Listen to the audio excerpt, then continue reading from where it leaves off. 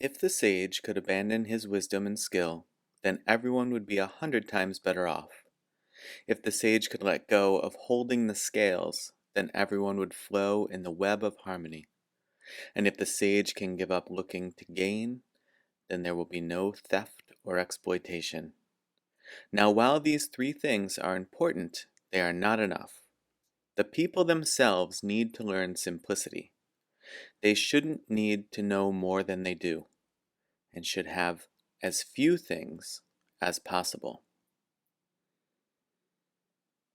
In some other interpretations of verses, I think this is an easy one to fall into a trap of that, especially that last line of sort of thinking that the Tao is saying that you want to keep the mass of people dumb and poor. That's not how I see the verse.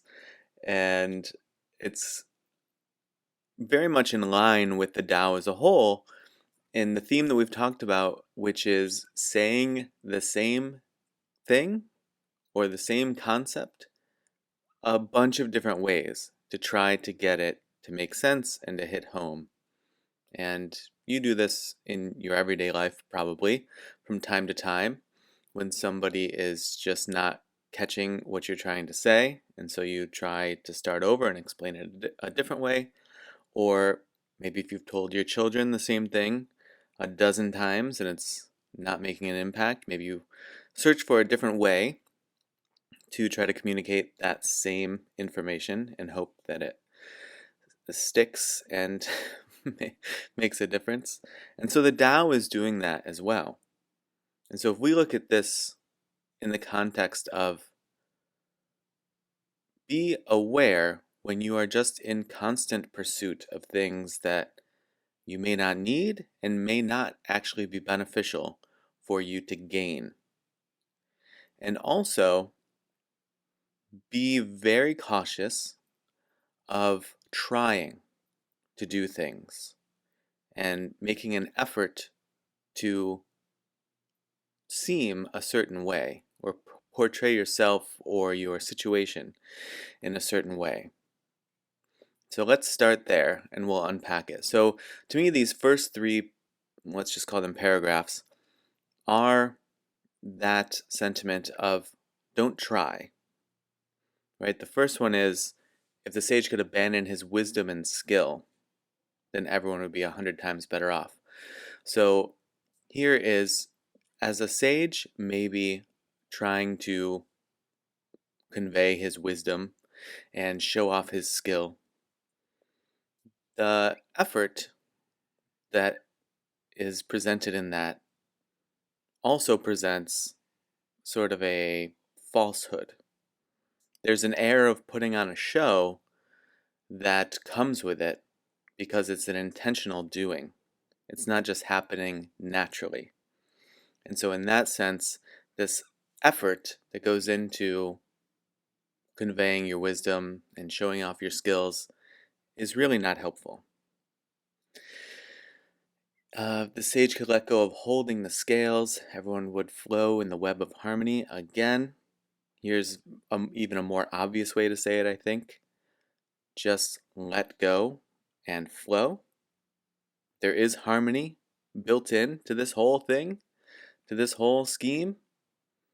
And you need to let go of all the things that prevent you from flowing and arriving within that natural harmony that exists. The sage can give up looking to gain, then there will be no theft or exploitation. This has been said similarly in a different verse, where if you are looking to accumulate things, you're asking to be robbed, basically. And in this way, here it sort of leans in from the first perspective to now, okay, you're pursuing things just to gain, just to pursue new things, just because you feel as though you have to be in constant motion and in a state of constant self-improvement. And here the verse says, while these three things are important, they are not enough. The people themselves need to learn simplicity. So, simplifying the seeking of wisdom and gaining skills, the simplicity of flowing with the natural harmony that exists, and the simplicity of stop trying to turn everything into a gain. Everything doesn't have to be an opportunity for gain or improvement of some sort. Simplify. And then lastly, they shouldn't need to know more than they do. They should have as few things as possible. To me, this is obviously a piggyback on the simplify message above, but also, again, stop pursuing just layers upon layers upon layers of additional things. Because entrenched in that is the sort of self admission that you don't have those things. So, in other words, if you are constantly seeking more and more and more knowledge to know more and more things, just for the sake of knowing more and more things, or for some other benefit of like, gaining clout or maybe gaining influence over somebody else, something like that is your pursuit of knowledge, then you're also indicating that you don't know enough as you currently exist. So there's a level of stop pursuing, but here there's the added layer of stop undervaluing and undermining the things that you do have, and instead embrace them and celebrate them. You have a lot of knowledge already. You have enough possessions already.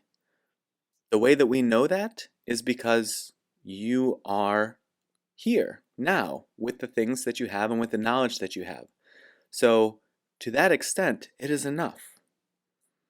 And you can honor those things, as opposed to saying, all of this is never enough, and I must constantly find more things to buy and to possess and to own, and I must constantly be finding ways to gain more knowledge so that I can better win friends. What is it? Make friends and influence people? Or is it win friends and influence people? That Dale Carnegie book? Um, be aware. These things will confront you in our modern society most moments of most days. And this verse of the Tao is, again, an opportunity to maybe view those things in a different light and choose a different path than you may have chosen previously, because you are digesting things through a, at least some of the lens of what you're picking up from the Tao. And when in doubt, do what it says in the second line: flow in the web of harmony. And that harmony doesn't leave room for you being lacking in a bunch of knowledge and lacking of a bunch of possessions. That is an illusion that is constantly thrust at you.